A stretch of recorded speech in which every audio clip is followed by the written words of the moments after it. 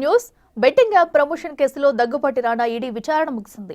3 గంటలుగా ఆయనను ఈడీ అధికారులు విచారించారు. 2016 నుంచి 2020 వరకు రాణా బెట్టింగ్ యాప్ ప్రమోషన్ చేసినట్లు గుర్తించింది. బెట్టింగ్ యాప్స్ లావాదేవీలపై రాణా బ్యాంక్ స్టేట్మెంట్లను పరిశీలించింది. బెట్టింగ్ యాప్స్ కంపెనీల నుంచి ఎంత ట్రాన్సాక్షన్స్ జరిగిందని ఆరా తీసింది.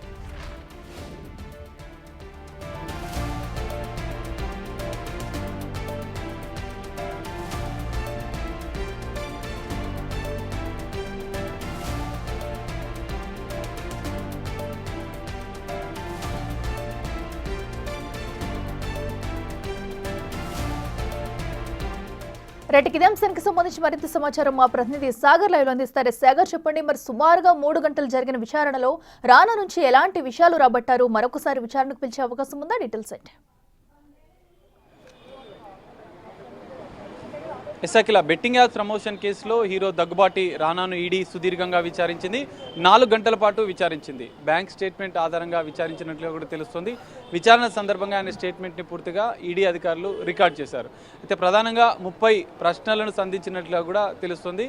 జంగిల్ రమ్మే అనే యాప్కి 5 సంవత్సరాలు మీరు ప్రమోట్ చేశారు, అందుకు ఎంత లావాదేవీలు జరిగాయి, దానికి సంబంధించిన బ్యాంక్ స్టేట్మెంట్లో లావాదేవీలు ఉన్నాయా లేవా అన్న అంశాలపైన కూడా ఈడీ ఆరా తీసినట్లుగా కూడా తెలుస్తుంది. గతంలో ఇదే కేసులో ప్రకాష్ రాజ్ని విచారించినటువంటి ఈడీ 5 ఏళ్లకు గాను 1 రూపాయి కూడా చెల్లించలేదని ప్రకాష్ రాజ్ చెప్పిన నేపథ్యంలో మరి దగ్గుబాటి రాణా ఎంత మేర లావాదేవీలు చేశారు, ఆ బెట్టింగ్ యాప్స్ సంబంధించినటువంటి కంపెనీల ద్వారా ఎంత ఆర్జించారు, రాణా బ్యాంక్ అకౌంట్స్కే ఆ నగదు బదిలీ చేశారా, లేదంటే ఇతర కంపెనీలకు బినామీ కంపెనీలకు ఏమైనా మళ్లించారా అన్న కోణంలో కూడా ఈడీ విచారించింది. అయితే మీడియాతో మాట్లాడడానికి విచారణ ముగిసిన అనంతరం కూడా ఈడీ కార్యాలయం నుంచి బయటికి వెళ్తూనే మీడియాతో మాట్లాడడానికి దగ్గుబాటి రాణా నిరాకరించారు పరిస్థితి.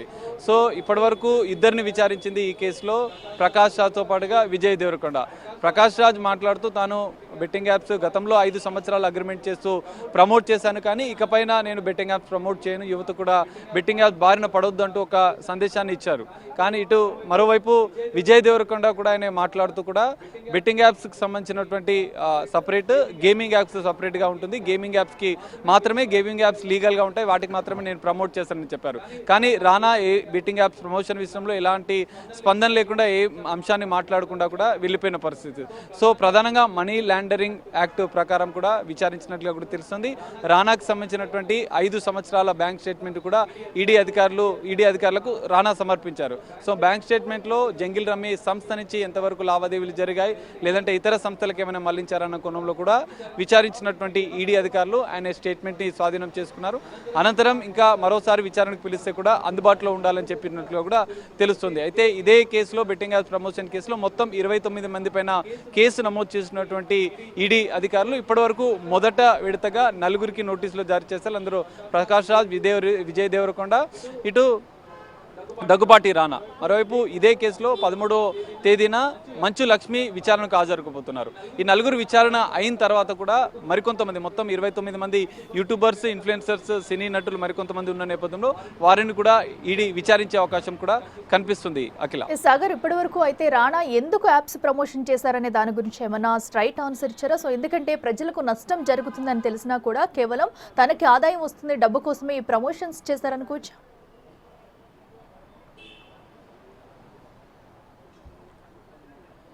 ఇసకిలా గతంలో కొంతమంది సెలబ్రిటీలు బెట్టింగ్ యాప్ ప్రమోషన్ విషయంలో ఇది ఇల్లీగల్ అన్న విషయం మాకు తెలియదు, ఎందుకంటే కొన్ని రాష్ట్రాల్లో ఇది బెట్టింగ్ యాప్స్ ప్రమోషన్, బెట్టింగ్ యాప్స్కి సంబంధించినటువంటి విషయం లీగల్గా ఉందని చెప్పి కొంత సమర్థించిన పరిస్థితి. కానీ రాణా మాత్రం ఇప్పటివరకు ఈ అంశం పైన స్పందించలేదు. గతంలో betting apps case Telangana police, Panjagutta, Miyapur మరికొన్ని పోలీస్ స్టేషన్లో కేసులు నమోదైన సందర్భంగా కొంతమంది సెలబ్రిటీస్ బెట్టింగ్ యాప్స్ అనేది ఇల్లీగల్ అని తెలియక మేము చేశాము, కొంత లీగల్ ఒపీనియన్ తీసుకున్నాక కూడా మేము చేశామని మరికొంతమంది సమర్థించుకునే ప్రయత్నం చేశారు. కానీ ఇప్పటివరకు రాణా బెట్టింగ్ యాప్స్ ప్రమోషన్ విషయంలో స్పందించలేదు. టాప్ సెలబ్రిటీలు మాత్రం ఈ బెట్టింగ్ యాప్స్ ప్రమోషన్ చేస్తూ లక్షలాది రూపాయలు, కోట్లాది రూపాయలు ఆర్జించినట్లుగా కూడా ఈడీ అధికారులు గుర్తించారు. అందులో భాగంగానే ఈ కోట్లాది రూపాయలను దుబాయ్కి సంబంధించినటువంటి ఎక్కువగా బెట్టింగ్ యాప్ సంస్థలు అక్కడి నుంచి లావాదేవీలు చేస్తున్న నేపథ్యంలో మరి అక్కడి నుంచి నేరుగా వీరి అకౌంట్స్కే ఇది మళ్లించారా, నిధులు మళ్లించారా, లేదంటే బినామీ హవాలా ద్వారా ఏమైనా నగదు బదిలీ చేశారా అన్న అంశాలపైన కూడా ఈడీ ఆరా తీసింది. సో ఈ అంశాలపైన ఇప్పటివరకు రానా అయితే స్పందించలేదు. మరి ఈడీ అధికారుల విచారణలో 30 ప్రశ్నలకు ఆయన సమాధానం కొన్నిటికి చెప్పినట్లుగా కూడా తెలుస్తుంది. సో బెట్టింగ్ యాప్స్ ప్రమోషన్ని 5 సంవత్సరాలు జంగిల్ రామాయణ యాప్కి ప్రమోట్ చేసినట్లుగా కూడా గుర్తించారు ఈడీ అధికారులు. ఇప్పటికే దానికి సంబంధించినటువంటి నేను బెట్టింగ్ యాప్ ప్రమోట్ చేశానని చెప్పారు. కానీ ఆర్థిక లావాదేవీలకు సంబంధించినటువంటి కీలకంగా ఈడీ అధికారులు ఆరా తీస్తున్నారు. ఎందుకంటే ఎన్ని లక్షల రూపాయలు, ఎన్ని కోట్ల రూపాయలు సంవత్సరానికి మీరు 5 సంవత్సరాల అగ్రిమెంట్ ఉన్న నేపథ్యంలో అందుకు ఎంత మీరు డీల్ మాట్లాడుకున్నారు, ఎంత ఆయా సంస్థలు మీకు చెల్లించాయి, అవి అధికారికంగా ఎంత చెల్లించాయి, అనధికారికంగా కూడా చెల్లింపులు జరిగాయని ఈడీ అనుమానిస్తున్న నేపథ్యంలో దానిపైనే ఎక్కువగా ఈడీ దృష్టి సారించింది. మనీ లాండరింగ్ జరిగిందన్న అనుమానిస్తున్న ఈడీ అధికారులు బెట్టింగ్ యాప్స్ కేసులో కోట్లాది రూపాయలు మళ్లించినట్లుగా కూడా భావించింది. అందులో భాగంగానే టాప్ సెలబ్రిటీగా ఈ కేసులో ఉన్నటువంటి నలుగురిని మొదటగా విచారించింది.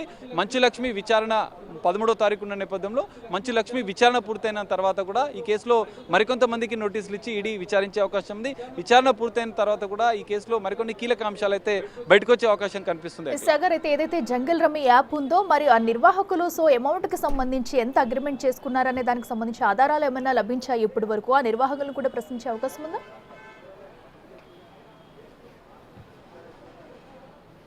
ఎస్ అఖిల, ఖచ్చితంగా. ఎందుకంటే బెట్టింగ్ యాప్స్ కేసు అనేది తెలంగాణ పోలీసులు కేసు నమోదు చేసినప్పుడు కొంతమందిని విచారించారు. బెట్టింగ్ యాప్స్ పైన దాదాపు మొత్తం 29 మంది పైన కూడా సోషల్ మీడియా ఇన్ఫ్లుయెన్సర్లు, హీరోయిన్లు కూడా ఉన్నారు. ఇందులో టాప్ సెలబ్రిటీస్ కూడా ఉన్నారు.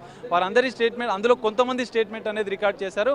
అదే సందర్భంలో బెట్టింగ్ యాప్స్ నిర్వాహకులపైన, యజమానులపైన, ఆయా సంస్థలపైన కూడా పోలీసులు కేసు నమోదు చేశారు. దాని ఆధారంగానే ఈడీ అధికారులు ఈసీఐఆర్ నమోదు చేసిన నేపథ్యంలో ఆయా సంస్థలకు సంబంధించినటువంటి యజమానుల వద్ద, నిర్వాహకుల వద్ద నుంచి కూడా స్టేట్మెంట్ తీసుకునే అవకాశం ఉంది. మొదట వీరిని విచారించిన అనంతరం కూడా ఆయా సంస్థల నుంచి జంగిల్ రమ్మీతో పాటుగా A23 మరికొన్ని బెట్టింగ్ యాప్స్ సంబంధించినటువంటి సంస్థ నిర్వాహకుల నుంచి కూడా స్టేట్మెంట్ తీసుకునే అవకాశం కనిపిస్తుంది. అందులో ఎంత మేరకు లావాదేవీలు చేశారు, ఈ సెలబ్రిటీలు అందరితో బెట్టింగ్ యాప్స్ ప్రమోట్ చేయడానికి మధ్యలో మీడియేటర్లుగా ఇంకెవరైనా వ్యవహరించారా, ఎంతవరకు కోట్లాది రూపాయల లావాదేవీలు జరిగినాయని ఈడీ అనుమానిస్తున్న నేపథ్యంలో ఆర్థిక పరమైన లావాదేవీల మీదనే ఈడీ ఫోకస్ పెట్టింది.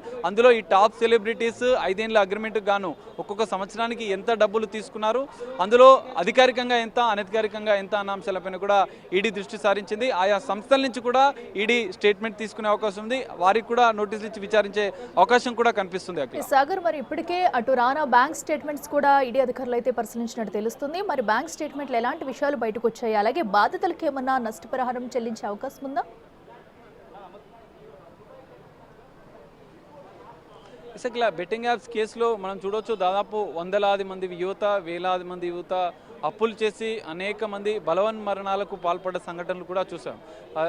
ఒక సందర్భంలో చెప్పాలంటే తెలంగాణ రాష్ట్రంలో ఒక సంచలనంగా బెట్టింగ్ యాప్స్ కేసు అనేది నడిచింది. కానీ ఈడీ కీలకంగా ఆర్థికపరమైనటువంటి లావాదేవీల అంశంలోనే ఈడీ దర్యాప్తు చేస్తుంది. మనీ లాండరింగ్ జరిగిందన్న అనుమానిస్తున్న నేపథ్యంలోనే ఈడీ దర్యాప్తు చేస్తుంది. సో ఈడీ అధికారుల దర్యాప్తులో సెలబ్రిటీలు ఎంతవరకు లావాదేవీలు చేశారు, ఆయా సంస్థలు ఎంతవరకు వీరికి చెల్లించారు, అధికారికంగా ఎంత చెల్లించారు, అనధికారికంగా ఎంత చెల్లించారు, వారి యొక్క నేరుగా వారి బ్యాంక్ అకౌంట్లకే ఈ లావాదేవీలు జరిగాయా, లేదంటే ఇతర కంపెనీలకు కానీ, బినామీ కంపెనీలకు కానీ ఏమైనా జరిగాయా, లేదంటే హవాలా ద్వారా ఏమైనా చెల్లింపులు చేశారా అన్న కోణంలోనే ఈడీ అధికారులు దర్యాప్తు చేస్తారు. సో ఇప్పటివరకు తెలంగాణ పోలీసులు ఎంతవరకు దర్యాప్తు చేస్తారో అవన్నీ వివరాలు సేకరించినటువంటి ఈడీ ఆర్థికపరమైన లావాదేవీల మీదనే ఫోకస్ పెట్టింది. సో రానా విచారణ అయితే ఈ రోజు ముగిసింది. మరోసారి విచారణకు హాజరు కావాలి.